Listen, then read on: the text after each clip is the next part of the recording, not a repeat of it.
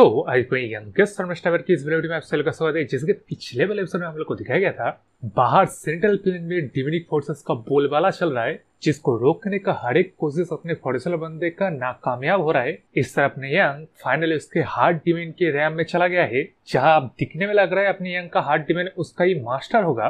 तो वहीं से इस एपिसोड की शुरुआत होती है, जहाँ की उसका मास्टर वही बात कहता है कि अभी तू यहाँ कैसे आया, किसी और की ट्रेनिंग को चुप चुप के दिख रहा है, अगर जवाब नहीं दिया तब तेरे को यही काट डालूंगा।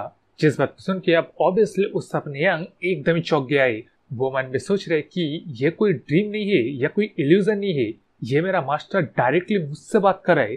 तो क्या मैं मेरी मेमोरी की इल्यूजन में नहीं हूँ? क्या मैं सच में पास्ट में आ चुका हूँ? जो भी हो, अभी के लिए कुछ भी बोल के सिचुएशन को ऑब्जर्व करते।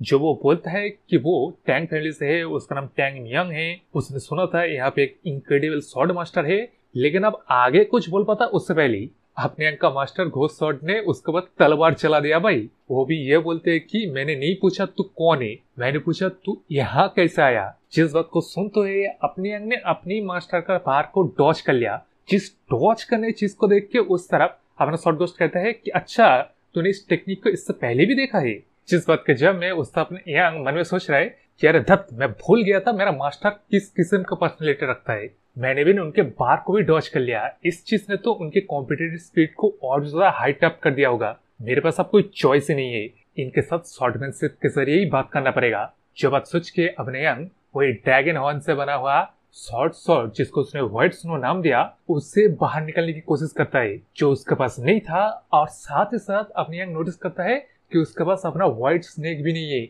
इवन उसको वो एनर्जी तक भी महसूस नहीं कर पा रहा है। इसका मतलब वो समझ ही पाता कि वो इल्यूजन में है। उस तरफ स्वॉर्ड घोस्ट कहता है कि इंटरेस्टिंग, बाय चांस से या नहीं तो तूने मेरे स्वॉर्ड पाथ को ग्रास्प कर लिया।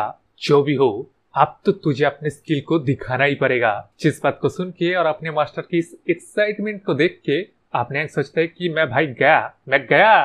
तब दिखने में तो लग रहा है कि अपने यंग अपने मास्टर से भी फाइट करते करते महसूस कर लेगा कि उसका ये मास्टर नहीं है, उसका मास्टर इससे कई ज्यादा ताकतवर है। या नहीं तो किसी तरह अपनी यंग का मास्टर मतलब उसके स्वॉर्ड के जरिए वो पास्ट में लौटा है, तो उसके अंदर अपने मास्टर का सोल का कोई ना कोई एक हिस्सा रहा होगा, और इस कैद वाले फॉर्मेशन के अंदर वही मतलब जागरूक हो गया, और यही चीज फ्यूचर में मतलब अपनी यंग के मास्टर को महसूस हो जाएगा, या वही तलवार बनाने के लिए और उस नियम और अपनी यंग को सिखाने के लिए मजबूर करेगा। क्योंकि अपने यंग के मास्टर को पता चल गया कि अपने यंग उसके पाथ को, उसके टेक्निक को सीख सकता है। तो अब यार देख रहे हो, ये दो थ्योरी में से एक कोई ना कोई होगा भाई। यानी तो ये मास्टर अपनी यंग का हार्ट डिमेन होगा, या नहीं तो जैसा मैंने कहा अगर इस सेकंड थ्योरी सही निकल जाए ना, तब तो मजा ही आ जाएगा। लेकिन अब स्टोरी में आते हैं, जहाँ की बाहर वो जो जुनन सेक्ट का लीडर अपने वो मांस वाले बंदे से लड़ाई कर रहा था, जिससे थोड़ा टाइम बाय हो और उसके सारे डिसाइपल माउंट वा सेक्ट में चला जाए। उसी लड़ाई में दिखाया जाता है अपने जुनन सेक्ट के लीडर को एक बेहद ही गहरा चोट लग गया है, लेकिन मरा नहीं है। इसी चीज को देख के अपना मांस वाला बंदा कहने लगता है कि मैंने जैसा सोचा था उससे तू कई ज्यादा ट्रिकी है। वेल, ये चीज एक्सपेक्टेड था, तू ऐसे ही नहीं किसी एक सेक्ट का लीडर बन गया, लेकिन इसका वजह थी तू यही पे आज मरने वाला है। ये चीज बदलेगा नहीं, लेकिन तू फिक्र मत कर, तेरे इंटायर ब्लड लाइन को भी तेरे पास ही भेज दूंगा। जिस बात सुनकर उससे अपने जुनन सेक्ट का लीडर कहता है कि कैजुअली किसी ब्लड लाइन को इन कर देने की बात कहना आसान है, लेकिन करना नहीं, और मेरे राइट तो बिल्कुल नहीं। भले ही मैं आज मर जाऊं यहाँ पे, लेकिन जुनन सेक्ट का अगर एक भी डिसाइबल जिंदा होना, तब जुनन ब्लड लाइन आबाद होके रहेगा। और तू फिक्र मत कर, मैं मेरी जिंदगी लगा दूंगा तेरे को मारने के लिए, तो तैयार हो जा। ये बात बोलते है, जैसे कि देख सकते हो अपना जुनन सेक्ट का लीडर बेहद ज्यादा पार निकलने लगता है। जिस चीज को देखकर उससे अपना मांस वाला बंदा एकदम ही सडिस्टिक पर्सनालिटी रखता है भाई। वो मन में सोचता है कि अच्छा तो ये बंदा डाइंग एम्परर की तरह है, जिसका लेकिन अभी स्पिरिट मरा नहीं है। ये बात समझ के अपना मांस वाला बंदा कहता है कि मैंने मेरे माइंड को चेंज कर लिया साले, अब मैं तेरे को जिंदा रखूंगा, तेरे आंखों के सामने अब से एक के बाद एक तेरे जुनन सेक्टर डिसेबल को काट डालूंगा, उसके बाद तेरे को मारूंगा। मतलब समझ रहे हो, इस बंदे को जिसका फाइटिंग स्पीड नहीं है उसे मारना पसंद नहीं है, बल्कि जिसके पास फाइटिंग स्पिरिट है उस स्पिरिट को मार के उसको मारना पसंद है भाई। जिस बात के साथ साथ ही आप जैसे कि देख सकते हो अपना मास्टर बंदा 9 ड्रैगन डिमेनिक अनविल्डिंग टेक्निक के third form 3 headed great rising wind technique के इस्तेमाल करके अपने जुनन सेक्ट के लीडर के ऊपर हमला कर देता है। जिसके रिटर्न में अपने जुनन सेक्ट का लीडर भी 36 sword of the heavily revered technique का इस्तेमाल करके सामने से आने वाले सारे बार को डिफेंड करने लगता है। जिस चीज को देख के अपना मास वाला बंदा 9 ड्रैगन डेमोनिक स्टीलिंग टेक्निक के 4th फॉर्म का इस्तेमाल करके जुनन सेक्ट के लीडर के टेक्निक को ओवरवेलम कर देता है। जिस रिलेटेड अटैक को भी देख के उससे अपना जुनन सेक्ट के लीडर मानो सोचता है कि वो फिर भी खुद को डिफेंड कर सकता है, इस सिचुएशन से निकल सकता है, लेकिन वो कर नहीं पाता। इसका वजह भी इस बार को खा के फाइनली डिफीट मानते हुए अपने जुनन सेक्ट के लीडर मन में सोच रहे कि उसने अपने से हो सके वो सब कुछ किया जिससे उसके डिसाइपल लोग बच जाए। अब तक तो इस वक्त के अंदर अंदर वो लोग माउंट वास सेक्ट तक पहुंच चुके होंगे, लेकिन मरने से पहले वो किसी से कुछ बात करना चाहता है और वो बात था इस बंदी से।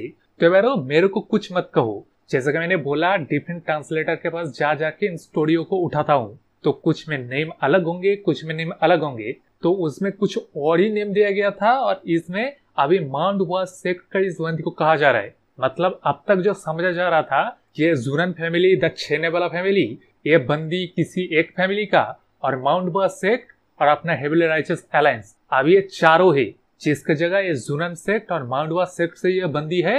इस बात को क्लियर करके आगे बढ़ते हैं, जहां पता चलता है जब अपने जुनन सेक्ट का लीडर यंग था तब वो और इस माउंट वास सेक्ट की बंदी ड्रैगन और फिनिक्स माना जाता था, जो कि अपने अपने सेक्ट का रिप्रेजेंटेटिव था और इसी वजह से डिफरेंट गैदरिंग्स में मिलना जुलना भी करते थे। जिस मिलना जुलना में अपने जुनन सेक्ट के लीडर को माउंट वास सेक्ट की उस बंदी से प्यार हो जाता है, जिसको इम्प्रेस करने के लिए अपना मजनू टायरलेसली ट्रेन करता है, खुद को पावरफुल करता है, बंदी के बारे में रिसर्च करता है, क्या उसे पसंद है क्या नहीं। अनगिनत अकेले में लव लेटर लिखता है, जिन लेटर्स को उसने कभी भेजा नहीं, लेकिन उसे बेसब्री से इंतजार था अगले ईयर के इसी गैदरिंग का, जाकि वो फाइनली अपने बंदी को इम्प्रेस करके वो चक्कर वगैरह लगाएगा। जो वो लगाने जब जाता है तब उसे नजर आता है कि अपने बंदी ने किसी वजह से उनके जुनन सेक्ट के हर एक बंदे को पीट डाला है।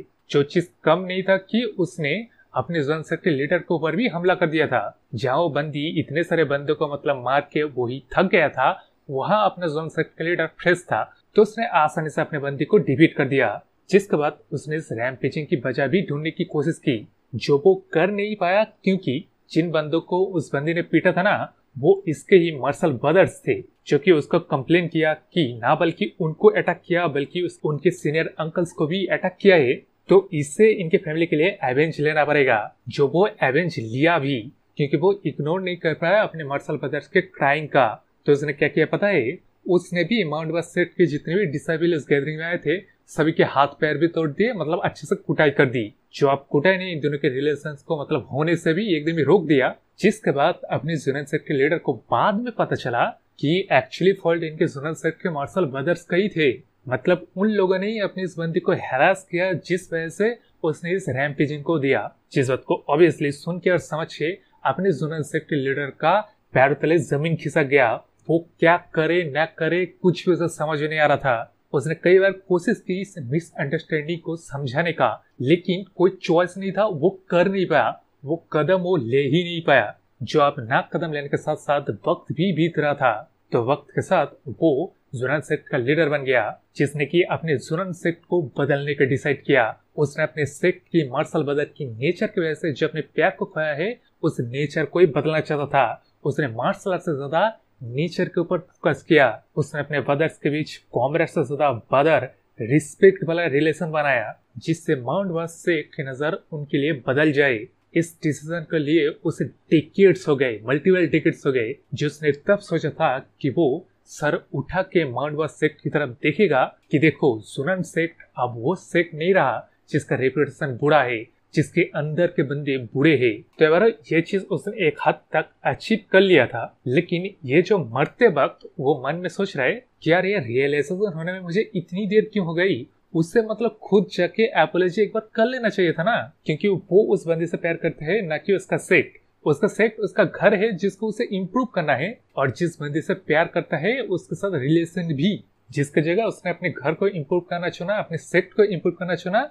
और निठल्ला मारा साला। जब अपना बंदा मरा नहीं, क्योंकि माउंट वास सेक्ट से प्लम बसम टेक्निक को लेके वो बंदी इसे रेस्क्यू करने आ गया है भाई। क्योंकि अब आपको उस इलेटर रैम का बंदा है, प्लम बसम टेक्निक के साथ सेक्ट का लीडर है, एक्सपीरियंस भी है, और सामने खड़ा अपना मांस वाला बंदा एक लड़ाई करके मतलब थक चुका होगा, जिस वजह से सीरियसली वो सबको जब कंसिडर करने लगता है कि माउंट बस सेक्ट का लीडर यहाँ क्या कर रहा है। यह बंदी ट्रबल है क्योंकि इसे फुल ब्लॉसम गॉडेस ओकेयंग कहा जाता है, जिसको देखकर अपने जुनन सेक्ट का लीडर भी पूछता है कि वो यहाँ क्यों आई है।